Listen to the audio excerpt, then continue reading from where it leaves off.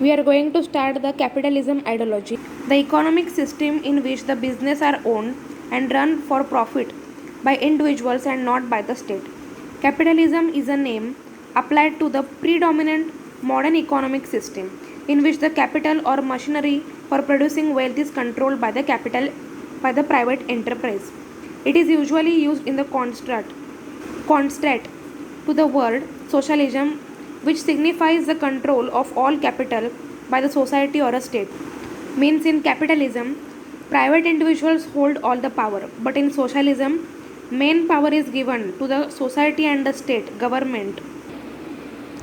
Next is the features of capitalism. First, there is a private ownership, then market economy, free competition,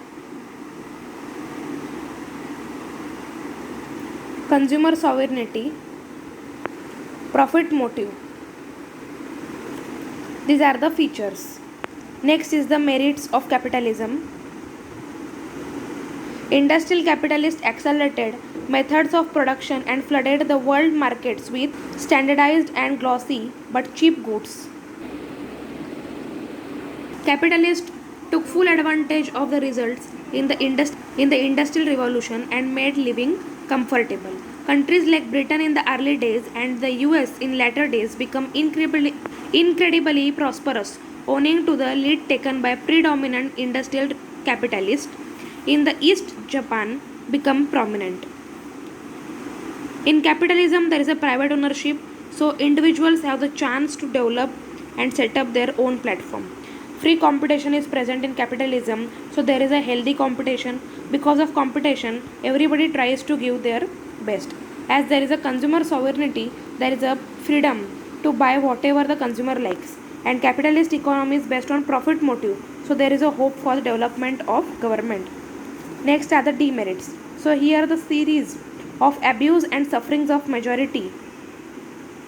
As the majority of people in capitalism are laborers and workers, so they are abused by the minority group, that is the capitalist group. Ruthless and vulgarized exploitation. Next is the social disharmony and conflict. Seizure of political power by capitalists, unequal opportunities, as the poor and weaker sections of the society are nowhere in highly industrialized capitalist society. Means here equality is not there. More importance is given to the capitalist state, capitalist members. Then insecurity and periodical crisis. Then tyranny of a price, and last is the unrelated to the social purpose. Means in capitalism, what society needs may not be produced, but what is not needed may be produced, or the other things which have the highest demand in other countries, that would be produced in the capitalist state.